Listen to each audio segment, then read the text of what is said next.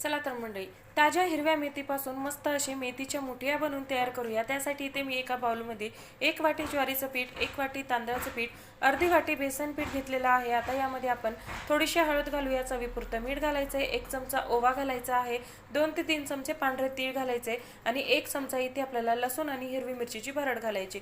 तुम्ही तुमच्या आवडीनुसार कमी जास्त करू शकता। त्यानंतर एक मोठी वाटी भरून ताजी हिरवी मेथी घालायची आहे, बारीक चिरून घालायचे आणि मुठभर बारीक चिरलेली कोथिंबीर सुद्धा घालायची। सर्व साहित्य छान असं एकजीव करून घेऊया। सुरुवातीला पाणी न टाकता एकजीव करून घ्यायचं आणि त्यानंतर थोडं थोडं पाणी घालून याचा छान असा गोळा तयार करून घ्यायचे। खूप जास्त घट्टसर गोळा करायचा नाही, हलकासा सॉफ्ट ठेवायचा, म्हणजे नाश्ता तयार झाल्यानंतर अगदी सॉफ्ट बनून तयार होतो। तिथे पाहिजे मी याचा गोळा तयार करून घेतला। हातावरती थोडंसं तेल लावायचं आणि अशा पद्धतीने थोडे थोडे छोटे छोटे गोळे करून घ्यायचे आहेत, जसे आपण नगेट्स बनवतो अगदी त्या पद्धतीने। संपूर्ण नाश्ता अशाच पद्धतीने तयार करून घेऊया आणि तेल लावून ग्रीस केलेला एका प्लेटमध्ये छान असं काढून घेऊया। तिथे पहा, इथे मी संपूर्ण नाश्ता अशाच पद्धतीने छान असा तयार करून घेतला।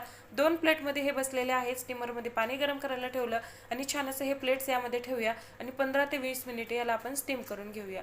तर 15 ते 20 मिनिटानंतर तुम्ही पाहू शकता ह्या मुठिया ज्या आहेत छान अशा स्टीम झालेल्या आहेत, हाताला अजिबात चिकट लागत नाहीयेत। आता हे आपण काढून पूर्णपणे थंड करून घेऊया। तर इथे पाहिजे मी थंड करून घेतलं। अतिशय सॉफ्ट असा नाश्ता बनवून तयार होतो आणि चवीला खूप सुंदर लागतो। आता याला आपल्याला एक तडका देऊन घ्यायचा आहे। असं सुद्धा खाऊ शकता, असं सुद्धा छान लागतं, पण एक फ्लेवर देण्यासाठी याला आपण छान असा तडका देऊन घेऊया।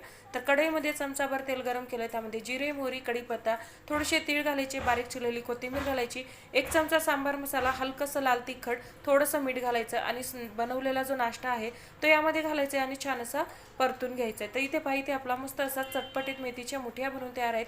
तुम्ही सुद्धा नक्की ट्राय करा। रेसिपी आवडली तर रेसिपीला लाईक करा, जास्तीत जास्त शेअर करा आणि इंस्टाग्रामला फॉलो करायला विसरू नका।